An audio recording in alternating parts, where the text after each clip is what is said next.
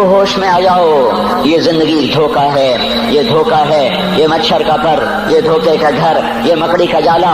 چڑھتا سورج مت دیکھو، ڈوبتے سورج کو دیکھو، دیکھتے نہیں اور صبح کی رانائیاں وہ ابھی اپنا نشہ اتار نہیں پاتی کہ ایک دم مغرب کا افق ان کو دبوچ کر ساری رونق کو چھین لیتا ہے اور اس کی رونق کو اندھیروں میں بدل دیتا ہے، دن کی چمک دمک کو سیاہیوں میں بدل کر رات آنے والی، شام آنے والی، ڈوبنے والا سورج وہ پکار پکار کے کہتا ہے یہ دھوکے کا گھر ہے، اس کے چکر میں نہ پڑنا۔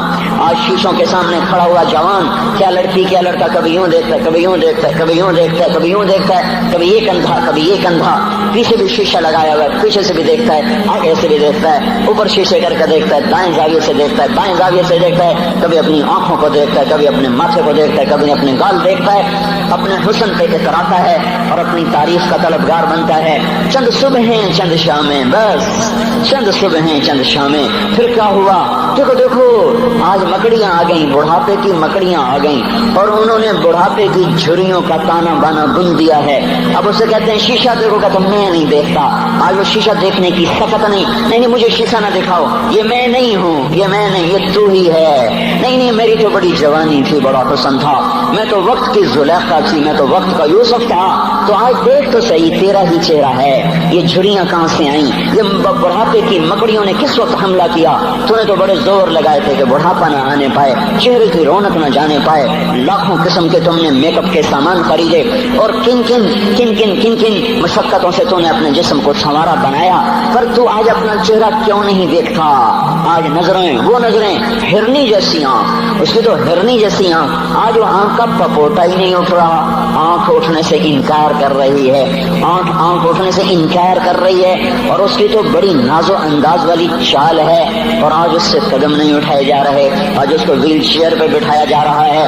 وہ مجھے نصر اللہ بٹ ملا، پہلے فلموں میں کام کرتا تھا، اب تو ماشاءاللہ 3 لگے، بڑی داڑھی، تو یہ اس زمانے میں، ہمارے زمانے میں فلموں میں کام کرتا تھا، تو کہنے لگا میں 3 من کی بوری کو یوں اٹھا کے پھینک دیتا، 2 انگلیوں میں پکڑ کے یوں اٹھا کے پھینک دیتا تھا، آج مجھ سے خود زمین سے اوپر اٹھا نہیں جا رہا ہے۔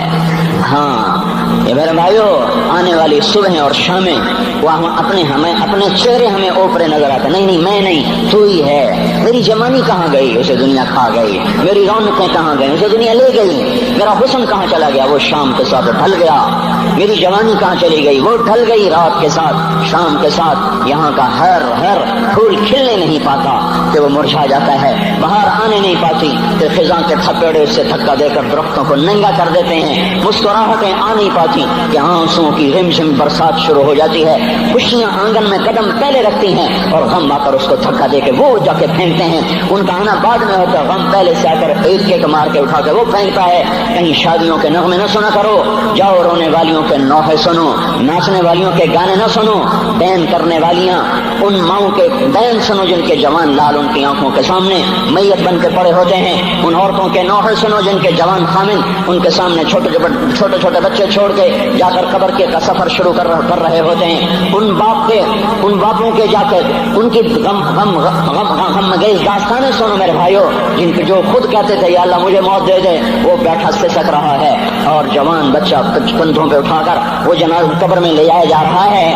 یہاں کے راگ نہ سننا، دھوکہ کھا جاؤ گے، یہاں کے ہوٹلوں میں نہ جانا، وہ سب دھوکہ فریب ہے، مسکراہٹیں دھوکہ ہیں، اور یہاں کے ہوٹل وہ ایمان کو برباد کرنے کے اڈے ہیں، وہاں نہ جانا، وہاں ہر چیز مصنوعی ہے۔ لوٹ کے قبرستان جانا، شکستہ قبریں، ویران قبرستان، ٹوٹی ہوئی قبریں، اکھڑی ہوئی قبریں اور جھکی ہوئی قبریں، وہ سیدھا قبریں، پھنسی ہوئی قبریں، ہائے ہائے، ایک قبر کہے گی میں بھی کبھی کسی کا سر پر غرور تھا۔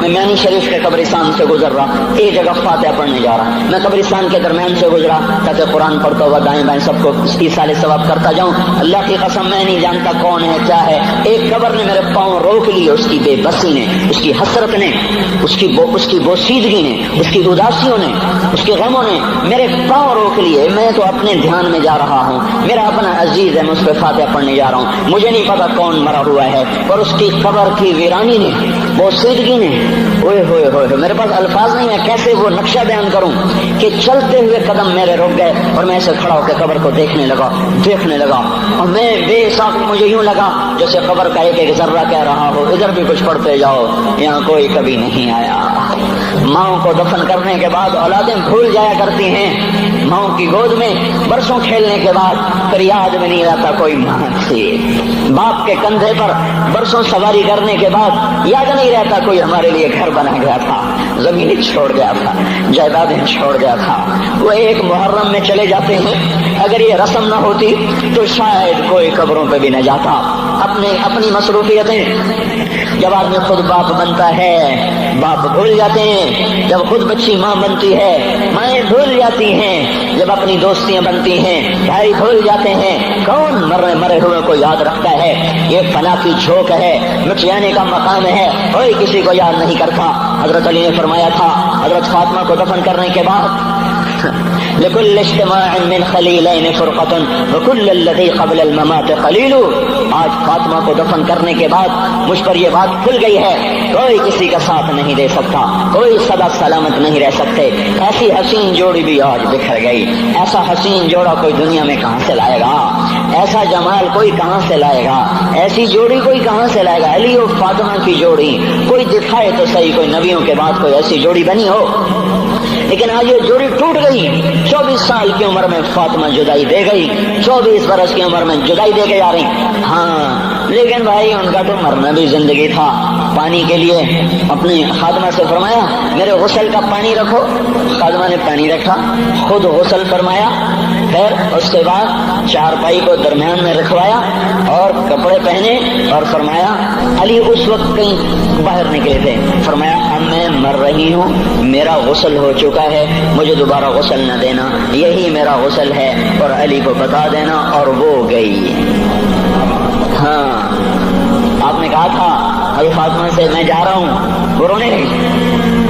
پھر آپ نے پھر کان میں کہا نہیں تو غم نہ کر، سب سے پہلے تو ہی مجھ سے آ کے ملے گی۔ پھر وہ ہنسنے لگی، حضرت عائشہ رضی اللہ عنہا دیکھ رہی تھی، پہلے روئی پھر ہنسی۔ تو کہا یہ کیا بات ہوئی؟ کہا مجھے میرے باپ نے کہا میں جا رہا ہوں تو مجھے رونا آیا، تو پھر انہوں نے فرمایا تو غم نہ کر، سب سے پہلے تو ہی مجھ سے آ کے ملے گی۔ تو پھر میں خوش ہو گئی۔ باپ کے جانے کے صرف 6 مہینے کے بعد ابا سے ملاقات ہو گئی۔ تو حضرت علی فرما رہے ہیں آج دیکھو ان افتقادی فاطمہ بعد احمد دلیل علی اللہ یدوم خلیل۔ آؤ دیکھو میں نے انہی ہاتھوں سے محمد مصطفیٰ کو قبر میں اتارا تھا، آج انہی ہاتھوں سے میں نے فاطمہ کو اتار دیا۔ آج مجھ سے دنیا کا دھوکہ کھل گیا ہے، مجھے پتہ چل گیا ہے کہ یہاں کوئی دوستی سلامت نہیں رہ سکتی، کوئی گھر آباد نہیں رہ سکتا۔ کل بیت وإن طالت سلامتها یوم ستدركه النكباء والحباب۔ او میرے بھائیو، کوئی گھر کتنا آباد رہے سلامت رہے، ایک دن آتا ہے کہ مکڑی کے جالوں کے سوا وہاں کچھ نہیں ہوتا، ہواؤں کی سنسناہٹ کے سوا وہاں کچھ نہیں ہوتا۔ اللہ کا واسطہ دیتا ہوں فیصلہ آباد سے دھوکہ نہ کھاؤ، اس کے بازاروں سے دھوکہ نہ کھاؤ، ہوش میں آؤ، ہم غلط جا رہے ہیں۔ اور میرے بھائیو، اگر مر کے اللہ کے پاس جانا ہے تو اس زندگی سے واپس آؤ، میں اللہ کا اس کے رسول کا واسطہ دیتا ہوں۔ اگر مر کے کہیں اور چلے جانا ہے، اگر مر کے اللہ کے پاس نہیں جانا یا اللہ کے رسول کا سامنا نہیں ہے، جو مرضی کرو، پھر ہم بھی چھوڑیں، اب ہمیں بھی کچھ سمجھاؤ۔